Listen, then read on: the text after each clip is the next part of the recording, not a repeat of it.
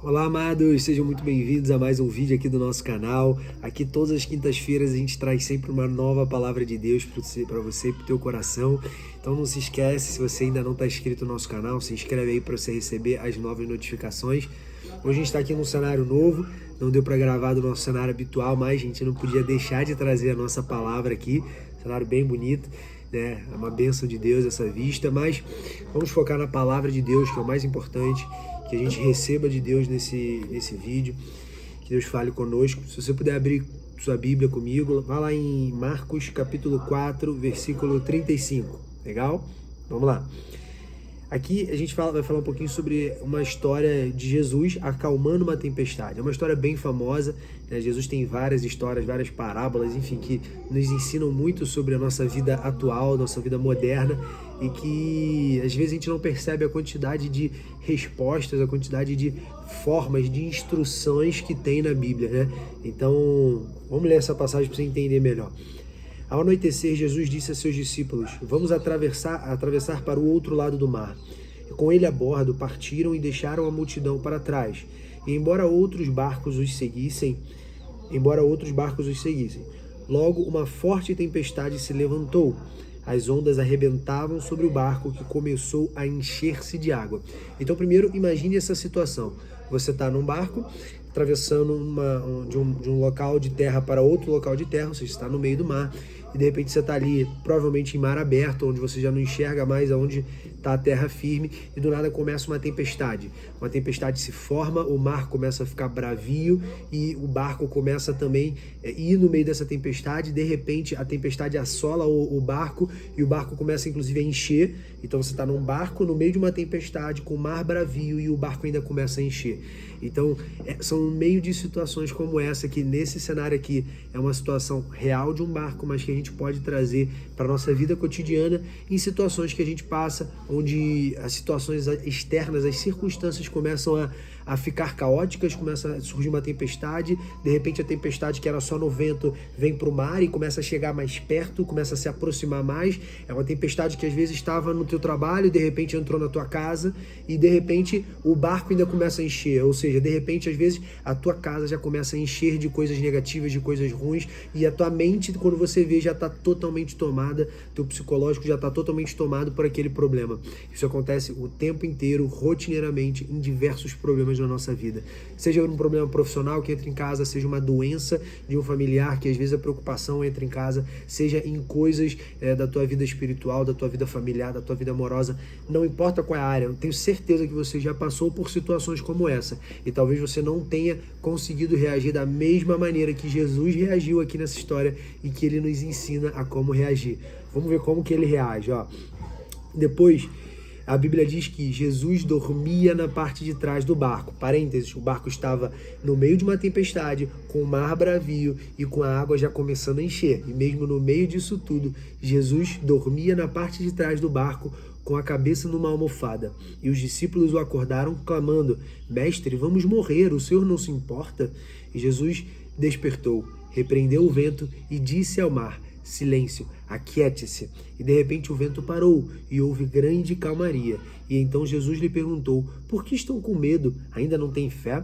Apavorados, os discípulos diziam uns aos outros: "Quem é este homem que até o vento e o mar lhe obedecem?" Essa passagem me ensina muitas coisas. A primeira coisa que essa passagem me ensina é a reação que Jesus tem no meio de uma circunstância aparentemente contrária. A olhos humanos, uma circunstância contrária. Por quê? Porque era uma tempestade que vinha do vento, era uma tempestade que de repente tornou o mar bravio e que consequentemente fez com que o barco começasse a encher-se de água. Então eu estou no meio de uma tempestade onde nada parece que vai dar certo. Imagina, você está no meio de um barco que está começando a encher d'água, o mar está bravio, a tempestade tá com vento para lá, raio. Imagina a situação caótica desse jeito. Então, no meio de situações como essa, normalmente é um momento onde a gente não sabe o que fazer e a gente começa a recorrer a Deus. Só que Deus quer que, primeiro, a gente recorra a Ele desde o princípio. Segundo, Deus quer que a gente entenda que nós temos autoridade para repreender esses ventos. Nós temos autoridade em nome de Jesus Cristo. Jesus Cristo morreu por nós para isso. Primeiro, para a gente transgredir os nossos pecados, para lavar os nossos pecados. E segundo, para nos dar autoridade. Então, na autoridade em nome de Jesus, nós podemos sim repreender o vento, a circunstância, a dívida, a situação contrária, a doença, qualquer coisa que esteja hoje afligindo a tua vida, a tua família, teu trabalho, qualquer área da tua vida, você tem sim autoridade para repreender. E, independente disso, dormir o sono do justo. Isso é um princípio, para mim, que é muito forte, porque em meio a situações difíceis, uma das queixas que eu mais ouço de pessoas próximas é que não consigo dormir. No meio de situações dessas, eu estou com um problema gigantesco para resolver no trabalho ou na minha vida familiar, meu filho está doente ou qualquer coisa desse tipo, eu não consigo dormir por causa disso. Gente, isso é totalmente antibíblico. Se você está perdendo o teu sono, independente do tamanho do problema, tá? Se você está perdendo o teu sono por uma situação do mundo, por um problema que você está passando hoje, entenda, isso não é de Deus. Isso já é uma influência que está começando a agir na tua vida e você às vezes não está nem percebendo. E quando você vê, começa numa insônia, de repente vira uma doença psicossomática. Quando você vê, às vezes você já chegou até num nível de depressão, tá? Depressão é uma doença, não estou falando que você deva simplesmente focar em resolver apenas espiritualmente, também tem que procurar um médico se você está nesse estágio, mas se você reparar, tudo começa numa insônia normalmente. Então, tome cuidado, se você está começando a perder o teu sono por causa de um problema, isso não é de Deus. Ora, dobra os teus joelhos, pede para Deus te dar o sono do justo, porque a palavra de Deus nos garante que nós temos o sono do justo, que Deus renova a nossa alma todas as noites, todo amanhecer, quando a gente amanhece e ora, Deus renova a nossa alma, renova nosso espírito, renova a nossa mente. Então, se você de fato habita em Cristo, você sempre vai ter o sono do justo. Algumas pessoas já me perguntaram, em meio a alguns problemas que eu passei, Vitor, como que você consegue dormir no meio de circunstâncias como essa? E a resposta é muito simples. Eu tenho Deus na minha vida, eu vivo no centro da vontade de Deus, e Deus garante o sono do justo. Eu deito, eu oro e eu durmo. É tão simples quanto isso. E às vezes, eu sei que isso pode parecer muito espiritual e pouco prático, mas começa a colocar isso em prática na tua vida, que você vai ver como que isso vai se tornar espiritual também na tua. Isso é muito importante. Esse é um princípio que eu aprendo com essa história, de não apenas reagirmos com calma, reagirmos com serenidade, reagirmos com mansidão, né, que é a famosa inteligência emocional que Jesus nos ensina aqui. Mas não só isso também é importante, você reagir com mansidão em situações adversas, mas principalmente não perder o sono. Não existem situações da vida, do mundo, do homem que podem tirar o teu sono. Se coisas estão acontecendo nesse sentido na tua vida, entenda, você precisa de Deus, mas você precisa, acima de tudo, orar para que Deus garanta o teu sono. Então aprenda a orar em cima disso, para que isso não evolua na tua vida e não se torne algo pior lá na frente, tá? Mas essa é a primeira coisa que eu aprendo sobre essa passagem. E qual que é a segunda coisa que eu aprendo? O tamanho da nossa fé. Aqui Jesus deixa bem claro para esses discípulos. Por que vocês ainda estão com medo? Vocês estão apavorados por quê, cara? Por que vocês mesmo não falaram, Amar, acalme-se, vento, acalme-se? Vocês não têm fé para isso? E aqui Jesus instiga esses discípulos, Jesus confronta esses discípulos com o tamanho da fé deles. Então, na prática, muitas circunstâncias, muitas tempestades que acontecem nas nossas vidas, às vezes são só para testar o tamanho da nossa fé. Às vezes são circunstâncias onde Deus só está esperando que você dobre o teu joelho, que você clame a Ele falando, Pai, acalma essa tempestade comigo, me ajuda, eu creio, Pai, de verdade que essa tempestade pode se acalmar se da tua vontade for. Às vezes Deus só quer ouvir isso para acalmar essa tempestade, e por não ter tido esse tipo de oração ainda, esse tipo de comunicação com Deus, você às vezes viveu uma tempestade de 6 meses, 1 ano, 2 anos, 5, 10 anos, algo que poderia ter se rompido simplesmente com uma ordem, como Jesus fez. Mar, acalme-se. Vento, acalme-se, aquiete-se, porque eu ordeno. Tudo quando você faz na autoridade no nome de Jesus, as coisas se resolvem no mundo espiritual naquela hora. O problema é que às vezes a gente está acostumado a querer ver as coisas apenas no físico.